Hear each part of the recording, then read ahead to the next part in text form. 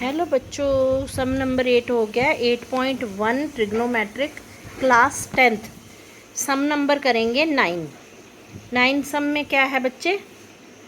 In a triangle A B सी, एक triangle है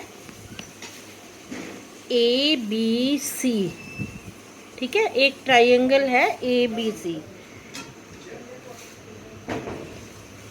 अ triangle A B C right angle at B. जो हमारा right angle है वो बी पे बना हुआ है बच्चे।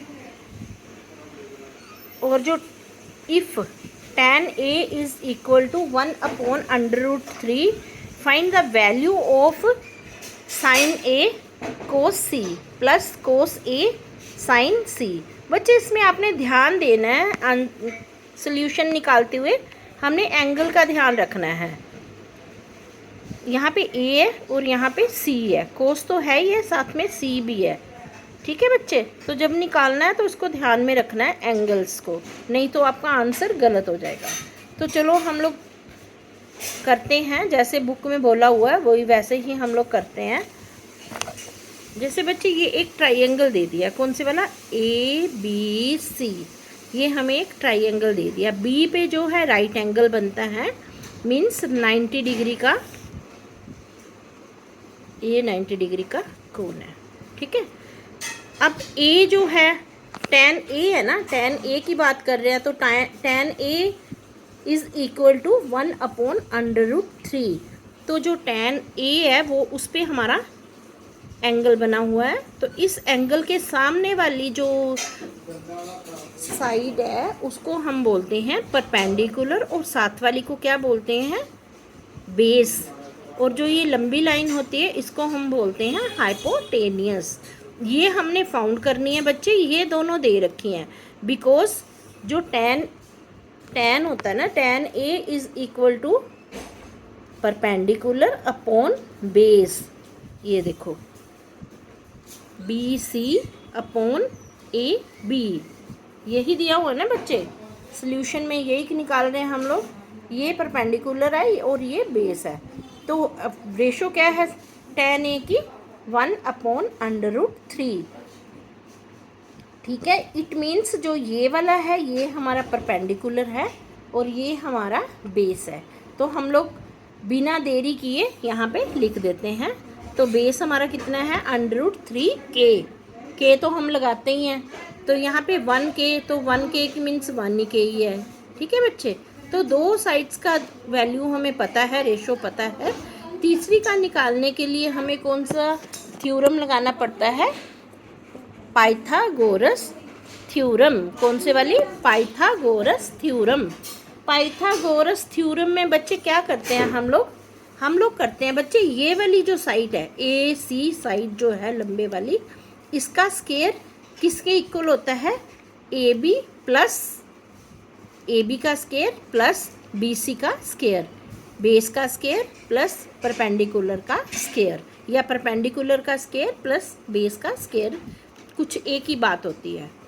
ठीक है बच्चों, तो जब भी ये साइड्स निकालने का आपको बहुत अच्छा फॉर्मूला पता है बच्चे, दो साइड्स आपको दे रखी होती हैं, एक आपने निकाल लेनी होती है, तो कितना इजी फॉर्मूला है। परपेंडिकुलर जो पाइथागोरस थ्योरम है वो यही शो करती है, यही बताती है कि जो इसका स्केयर है वो इन दोनों के इक्वल है, इन दोनों के जोड़ के बराबर है।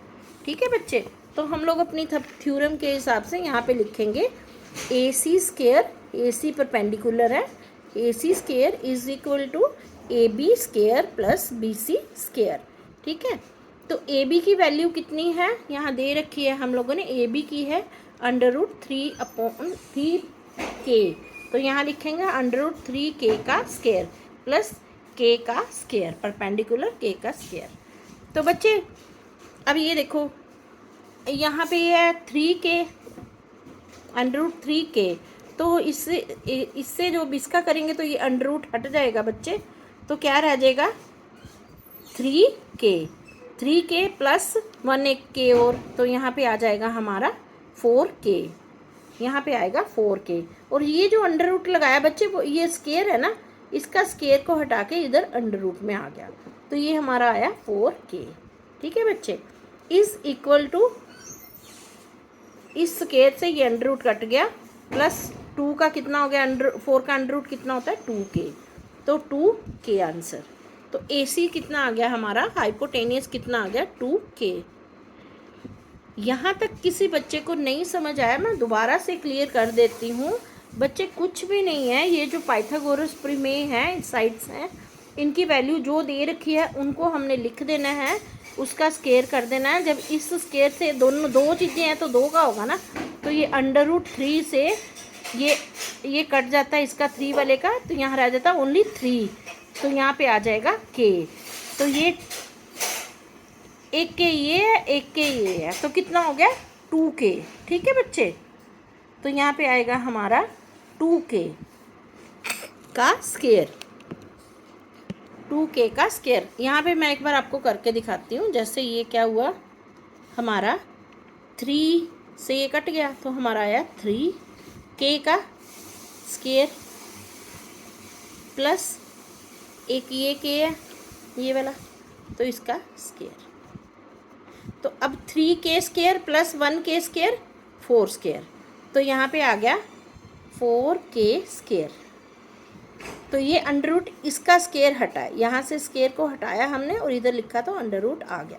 सभी बच्चों को ये समझ आया इसको कैसे सॉल्यूशन में किया हम लोगों ने।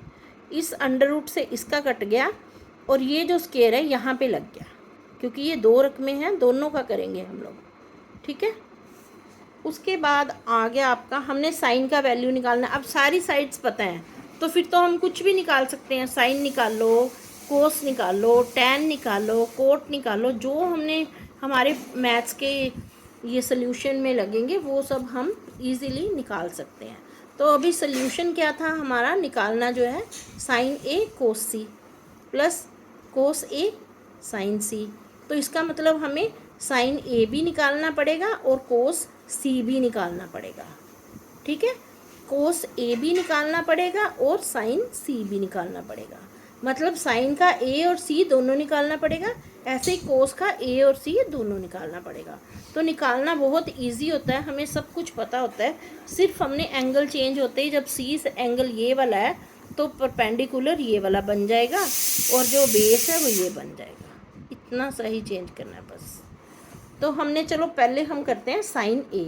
तो साइन A के लिए वही परपेंडिकुलर अपॉन हाइपोटेनियस, हाइपोटेनियस नहीं चेंज होगा, perpendicular k upon 2k, hypotenuse 2k है, इज इक्वल टू 1/2, क्योंकि k से k कट गया तो हमारा 1/2 रह गया। अब चलो कोस हमने A निकालना है, कोस A के लिए वही base upon hypotenuse, AB upon AC। तो AB कितना है हमारा √3k, और नीचे है जो हाइपोटेनियस है वो हमारा 2k है। उसके बाद है बच्चे इसको k से k कट गया, यहाँ हमारा बच्चा √3/2। अब हमें साइन A कोस A पता चल गया, अब हमने साइन C कोस C निकालना है। तो इसमें ऑपोजिट हो जाएगा, AB वही साइन A का तो वही परपेंडिकुलर अपॉन हाइपोटेनियस रहता है, पर परपेंडिकुलर चेंज हो जाता है बच्चे। ये देखो, अब परपेंडिकुलर अगर C ये वाला है तो जो परपेंडिकुलर है वो हमारा ये वाला बन जाएगा। पहले परपेंडिकुलर ये था, अब परपेंडिकुलर ये हो जाएगा। ठीक है, तो ये अब ये हमारा √3k अपॉन k से k कट गया, ये आ गया। उसके बाद परपेंडिकुलर अपॉन हाइपोटेनियस, ये 3k 2k, k से k कट गया, √3/2। उसके बाद कोस C ऑपोजिट भी कर लोगे तो आपको बड़ी इजीली होगा। अगर 3 तो एंगल होते हैं, जो आया होता है उसके ऑपोजिट कर लेते हैं। यहाँ पे है बेस अपॉन हाइपोटेनियस, बेस कितना है k और ये 2 है, तो इससे कट गया तो ये हमारा 1/2 आ गया। चलो अभी हमें सोल्यूशन क्या करना है, ये है साइन A इंटू, जो है कोई निशान नहीं दिखता है, इसका मतलब होता है ये हमारा मल्टीप्लाई है। तो sine A into cos A plus cos A multiply sine C. ठीक है बच्चे, तो यहाँ 1 इनकी वैल्यू जो जो आई है वो आपने पुट कर देनी है। 1/2 मल्टीप्लाई 1/2 प्लस √3/2 √3/2। यहाँ पे 1 से 1 करेंगे तो 1 आएगा, 2 से 2 करेंगे तो 4 आएगा। इससे 3 और 3 का √3 होता है, और 2 मल्टीप्लाई 4 हो गया। 3 √3 और 3 को मल्टीप्लाई करेंगे तो 3 आ जाएगा, तो ये आ गया। ठीक है, अब इनका एलसीएम लिया तो 4 आएगा। एलसीएम निकालो यहाँ, 1 + 3 तो 4/4, तो यहाँ आ गया 1। उसके बाद दूसरा सोल्यूशन है cos A × cos C minus sine A × sine C। तो इनकी वैल्यू पुट करते हैं, √3/2 मल्टीप्लाई 1/2 माइनस 1/2 मल्टीप्लाई √3/2। अब √3 को मल्टीप्लाई करेंगे 1 से तो √3/2 मल्टीप्लाई 2 4 माइनस √3 मल्टीप्लाई 4। तो प्लस माइनस कट जाते हैं बच्चे, आपस में ये कट गए, आंसर आ गया 0। तो यहाँ पे आंसर आया 1 और यहाँ पे आंसर आया 0। तो ये बच्चे कुछ भी वो नहीं है, टफ नहीं है। एक बार आप इसको करके इसको एक बार देखो कि क्या है क्या नहीं है। अगर किसी को कुछ नहीं समझ आता तो मैंने आपको, मेरा व्हाट्सअप नंबर आप सभी के पास है, तो आप मुझे उस पर मैसेज सेंड कर देना कि यहाँ पे मैम आपका समझ नहीं आया, वहाँ से मैं आपको समझा दूँगी। बाय।